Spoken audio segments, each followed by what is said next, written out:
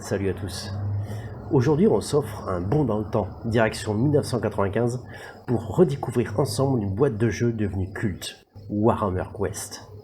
C'était un dungeon crawler signé Games Workshop, bourré de figurines, de cartes, de tuiles et surtout un énorme potentiel d'aventure. On va l'ouvrir, regarder son contenu, se rappeler comment on y jouait, et on verra ensemble si la magie fonctionne toujours.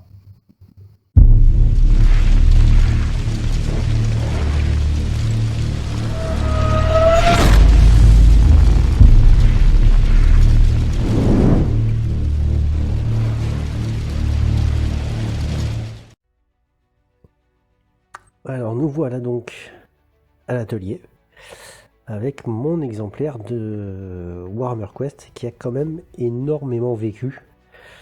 Il y a plusieurs éléments que j'ai gardés et d'autres que j'ai remplacés pour en avoir des plus jolis, ou alors d'autres que j'ai perdus et que j'ai remplacés après. Enfin, on va voir. Alors, on a des tuiles de sol. En fait, c'était des sections de donjons. Donc là, on a des couloirs. Là, on a un escalier. Là, on a un angle. Ici, un carrefour. Un T. Là, encore un carrefour. Des pièces carrées. Voilà, je vous montre un petit peu les dessins, la qualité en fait du dessin. On était vraiment sur une boîte très bien remplie. Ça, c'était une pièce d'objectif. Donc c'était un jeu à... On fera une petite démonstration tout à l'heure, on regardera un petit peu comment ça se passe. Là, on a un gros ensemble de paquets de cartes. On va les regarder ensemble. Alors, ici, on a plein de cartes de sorts. En fait, ça, c'est pour le magicien. Le magicien, il commence avec une carte de sort de chaque école. Ça, c'est l'école de soins. Ça, c'est l'école de défense en bleu. Et ça, c'est l'école d'attaque en rouge.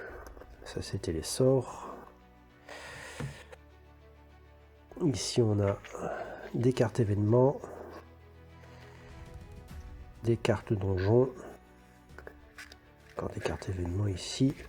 Ça, ce sont toutes les cartes non que j'ai récupérées en plus, il me semble. Ah ouais, voilà, on avait le... C'est ça. Il y avait des cartes vierges qu'on pouvait remplir nous-mêmes. Ça, c'est une excellente idée.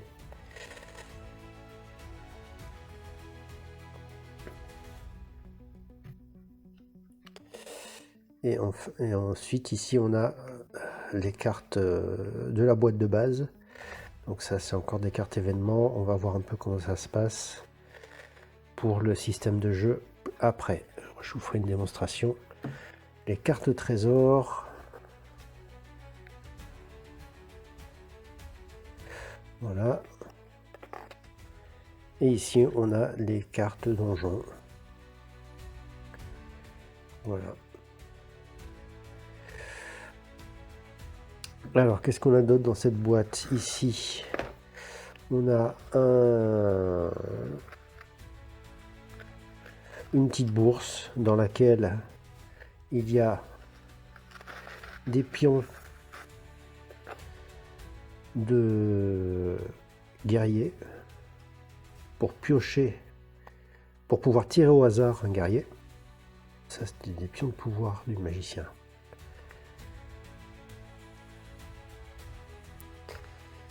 En fait, quand on avait un guerrier à tirer au hasard, on devait piocher un pion dans cette petite bourse. Et ça donnait en fait sur qui l'événement tombait au hasard. Donc la bourse ne faisait pas partie de la boîte, c'est un élément que j'ai rajouté moi après. On a plusieurs livres, donc ça c'est le livre des règles avancées. Donc ça permet de pouvoir jouer en campagne, pouvoir jouer un autre personnage qui s'appelait tueur de troll. On pouvait jouer un tueur de troll.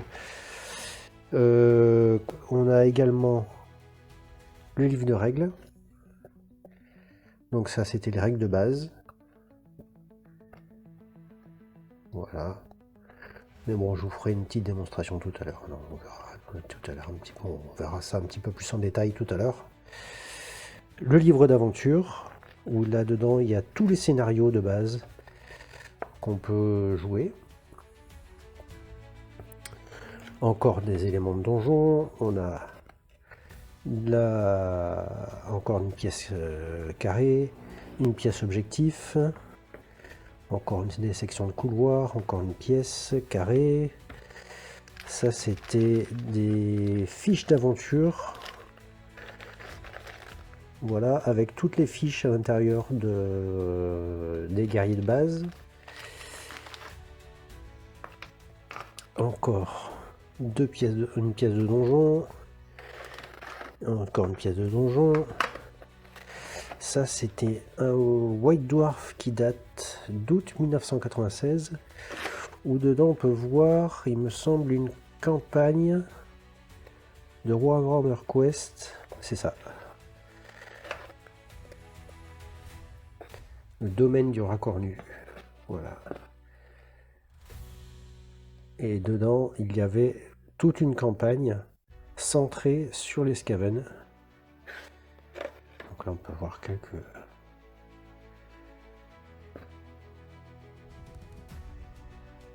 Voilà.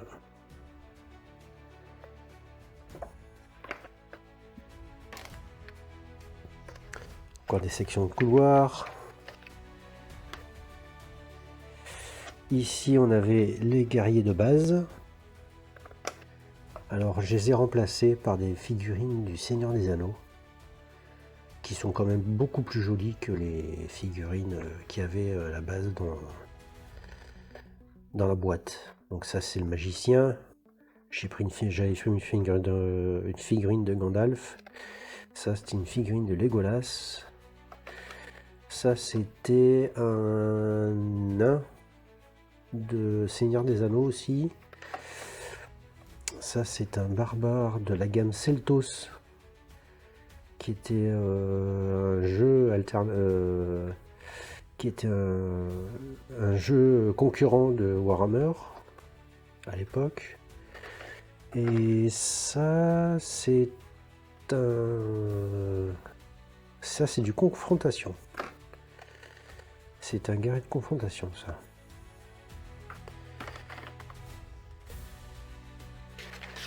Des petits pions. Des pions chance, des pions pouvoir.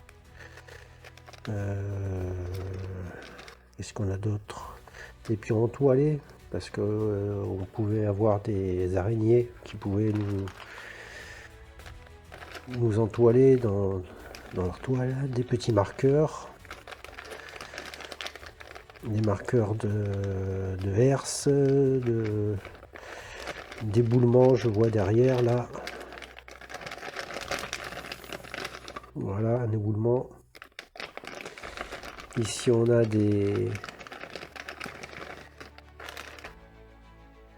l'équipement de base qu'avaient les guerriers au début de leur aventure. Donc là, on avait la lanterne, c'était pour le barbare.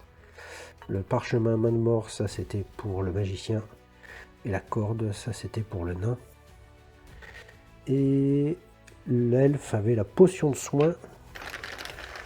Potion de soin qui devrait être quelque part. Je sais pas trop où. Ouais, je vais la retrouver. Je vais la retrouver. Donc là, on a quelques petites des trappes, des pions, des marqueurs, Tiens, là, voilà, potion de soin. C'est la potion de soin de l'elfe. Voilà.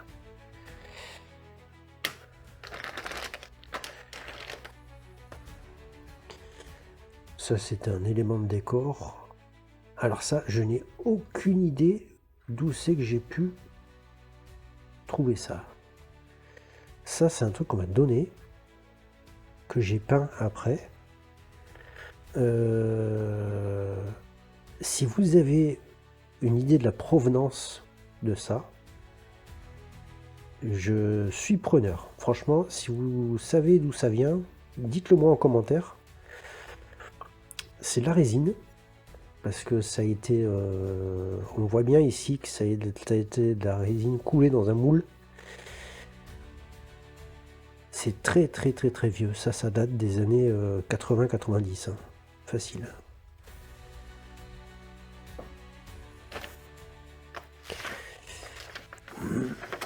Un tableau de monstres ici.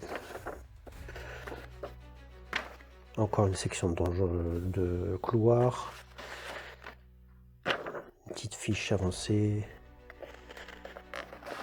Là, on a quelques petites règles additionnelles que j'ai gardées, que j'avais imprimées, gardées sur un site internet.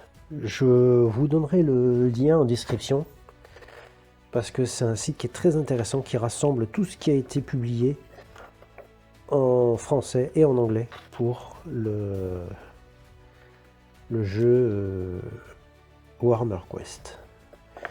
Ça, c'était le Noble Impérial qui est sorti après. Ils ont sorti plusieurs guerriers après les 5 qu'il y avait dans la boîte de base. Donc il y avait le nain, l'elfe, le magicien, le barbare et le tueur de trolls dans le livre de règles avancées. Mais bon, il fallait trouver une figurine de tueur de trolls. Donc tiens, voilà le fameuse... ça, c'était une carte de donjon, une carte de... une pièce objectif. Voilà, je cherchais le mot. Une pièce objectif du White Dwarf que je vous ai montré tout à l'heure. Donc il y avait cette pièce objectif à l'intérieur pour pouvoir jouer la campagne centrée sur les Skaven. Une petite pièce en plus que je me suis imprimé moi et que je me suis collé sur du carton de calendrier. Ça, encore une boîte, une pièce objectif, un cachot qui faisait qui était dans un White Dwarf, celui-là le cachot.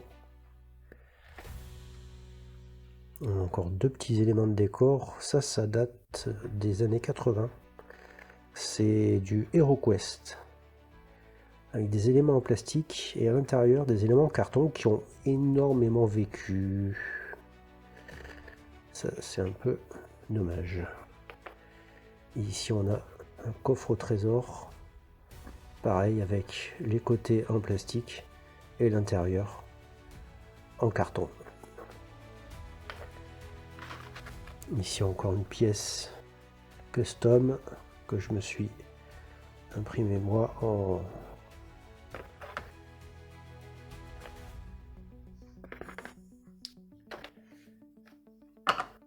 sur du carton de calendrier. Et voilà tout ce qu'on a. Alors il manque les portes que nous verrons tout à l'heure quand on va commencer à jouer. Et puis les figurines, surtout les figurines de monstres qu'on va voir tout à l'heure aussi. Donc on va faire une petite partie de démonstration pour vous montrer un petit peu comment ça se joue Warhammer Quest, la version de 1995. Allez, à tout de suite. Alors donc, voilà comment se présente le début d'une partie. Donc on a ici des guerriers qu'on place au fond du couloir, du premier couloir, et donc du coup qui représente le début du donjon. On a une pile de cartes événements ici, une pile de cartes trésors ici, et on a préparé ici une pile de cartes donjon qui vont représenter le donjon en lui-même. Donc vous allez voir comment ça se présente. Donc j'ai tiré ma première carte de donjon. Il s'agit d'un couloir. Donc j'ai donc posé mon couloir et j'ai posé mes figurines dessus pour pouvoir commencer mon donjon. Alors chaque tour commence en fait par ce qu'on appelle la phase de pouvoir. Donc je lance un dé pour savoir combien de points de magie va avoir le magicien ce tour-ci. Le problème c'est que si je fais un 1, il se passe ce qu'on appelle un événement aléatoire. Et donc il peut y avoir des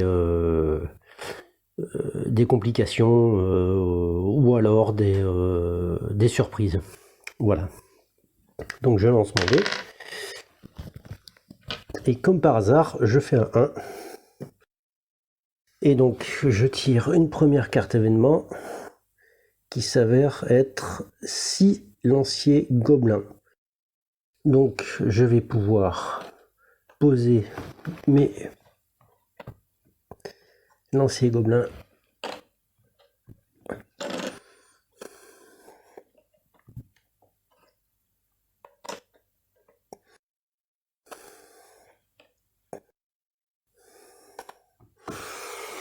et donc ils vont pouvoir attaquer les guerriers. J'ai donc ces deux gobelins là qui vont attaquer le barbare et ces deux gobelins là qui vont attaquer le nain, étant donné que les gobelins équipés de lance peuvent attaquer à 2 cases de distance grâce à leur lance. Donc je vais prendre un deuxième dé pour chaque gobelin.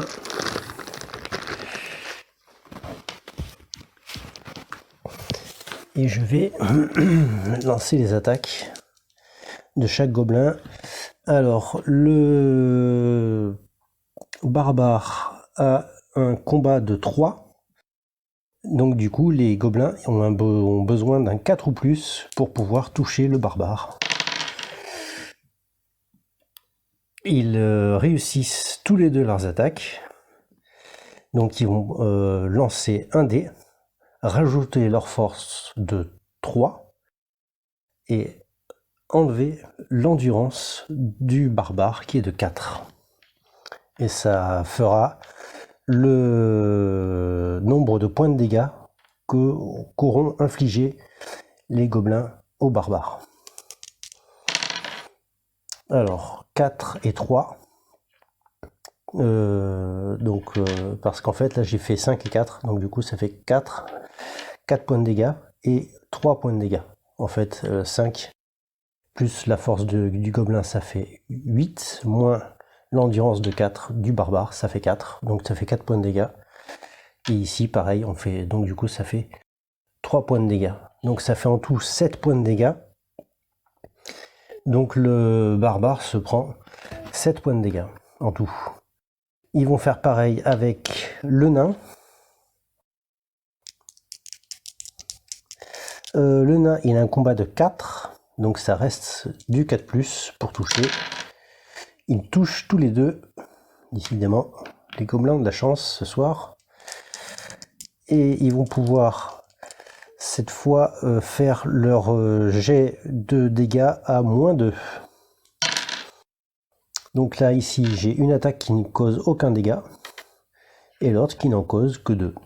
Voilà. On passe au tour des guerriers. Donc du coup, le barbare va pouvoir faire ce qu'on appelle un jet de berserk pour savoir s'il devient berserk. Donc je lance un dé.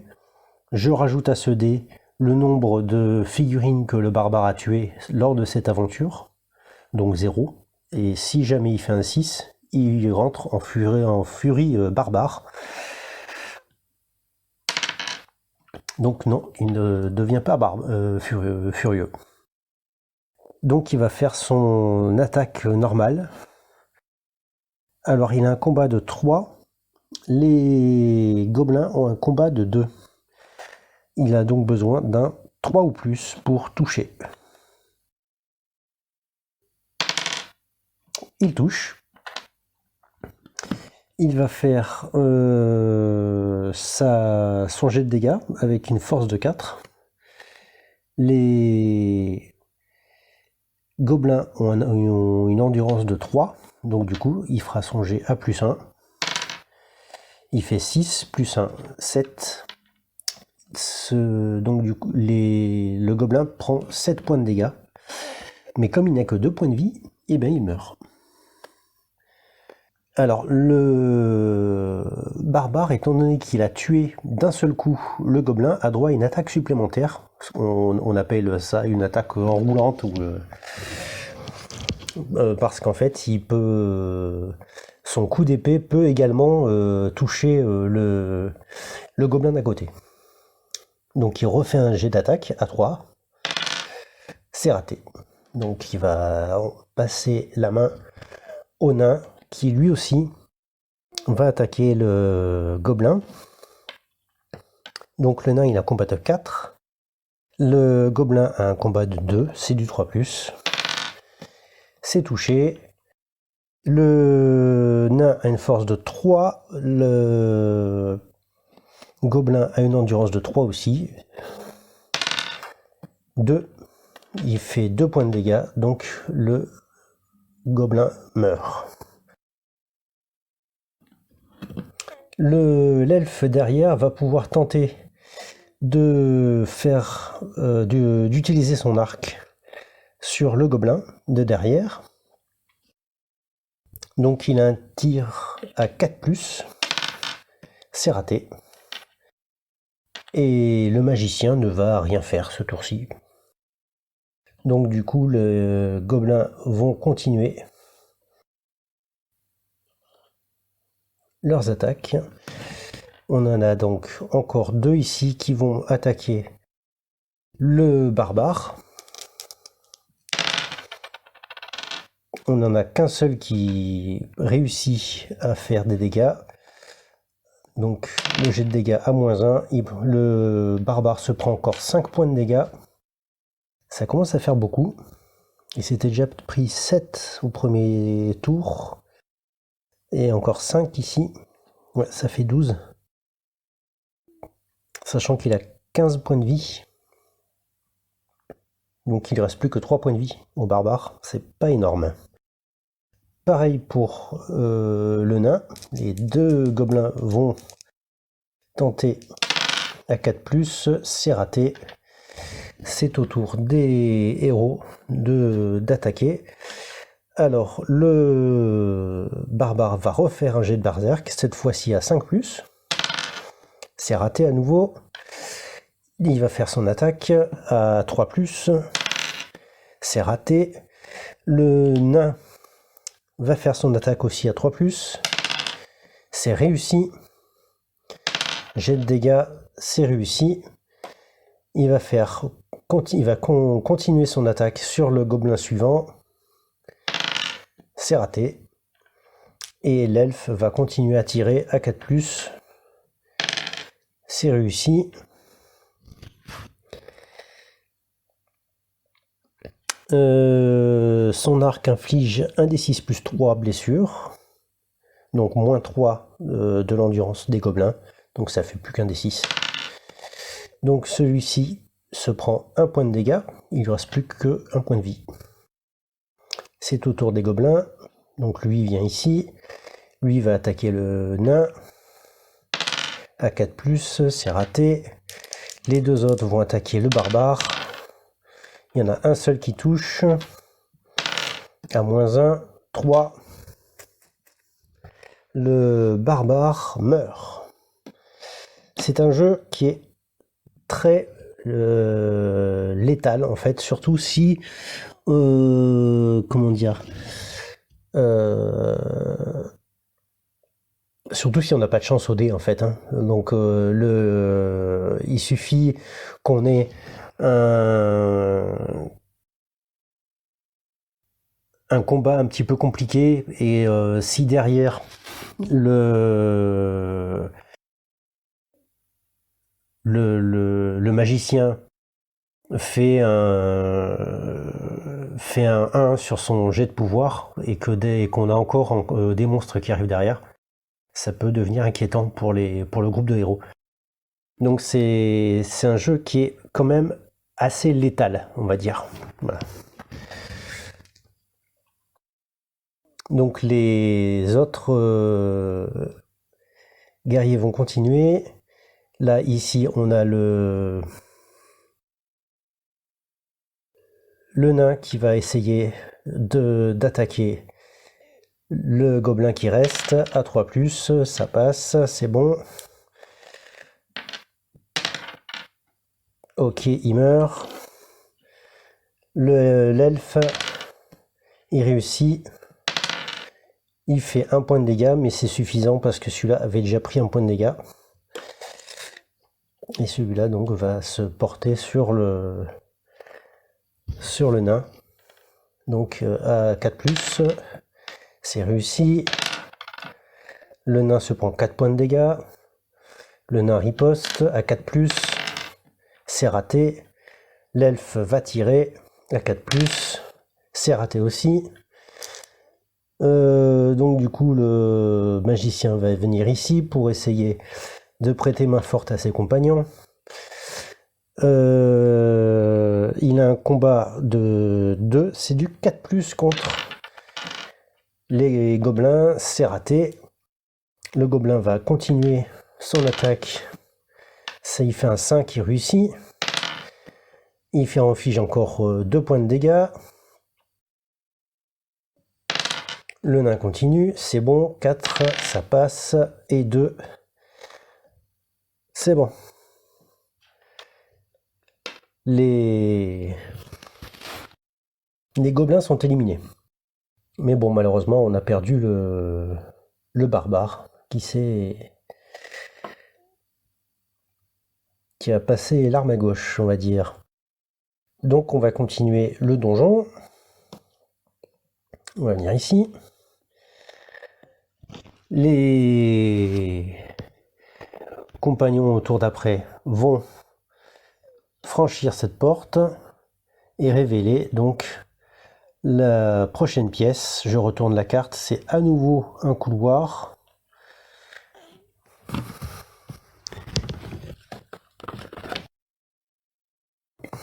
Donc je vais mettre mon couloir ici.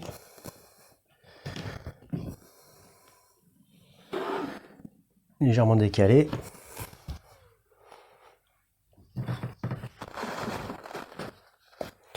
Prendre une porte et la mettre ici. Voilà comment se déroule un donjon en gros. Donc après la pièce suivante, donc voilà comment ça se passe. La pièce suivante, c'est une salle. Donc ici on mettra une pièce et en fait ainsi de suite jusqu'à la pièce objectif en fait où les monstres sont un petit peu plus puissants. Mais on récupère plus de trésors, on va dire. Donc voilà comment se passe une partie de Warhammer Quest. Bon, voilà, comme je vous l'ai dit, c'est un jeu qui est quand même assez létal. Donc il faut être très, très soudé au niveau du groupe, ne jamais se séparer, essayer de rester dans les couloirs parce que les grandes pièces, en fait, on se fait très vite encercler par les monstres et ça devient de plus en plus compliqué. Et donc voilà comment ça se passe, ce genre de partie. Voilà, bah écoutez, j'espère que ce jeu vous a plu. J'espère que ça vous a donné envie d'y jouer parce qu'on peut très facilement recréer un petit peu ce jeu à partir de portes ici là qu'on peut trouver assez facilement en fichier d'impression 3D, donc on peut les imprimer en 3D. Les couloirs, les salles, on peut les imprimer sur du papier et les coller sur du carton. Ça, les figurines, on peut très bien utiliser celles qu'on possède pour Warhammer ou pour Age of Sigmar aussi par exemple, ou pour d'autres marques. Hein. Moi c'est ce que j'ai fait, hein. J'ai utilisé des figurines du Seigneur des Anneaux, de Seltos, hein, on l'a vu tout à l'heure, même de Rackham. Donc c'est un jeu qui est très intéressant, qui se joue très très bien en campagne, mais où malheureusement on peut mourir très très vite. Donc voilà, écoutez, j'espère que cette petite vidéo vous a plu. N'hésitez pas à la commenter, à liker, à partager au maximum. Et puis, je vous dis une prochaine fois pour une autre vidéo de Oldhammer French Hobby. Allez, ciao les gars. Quoi d'autre Super.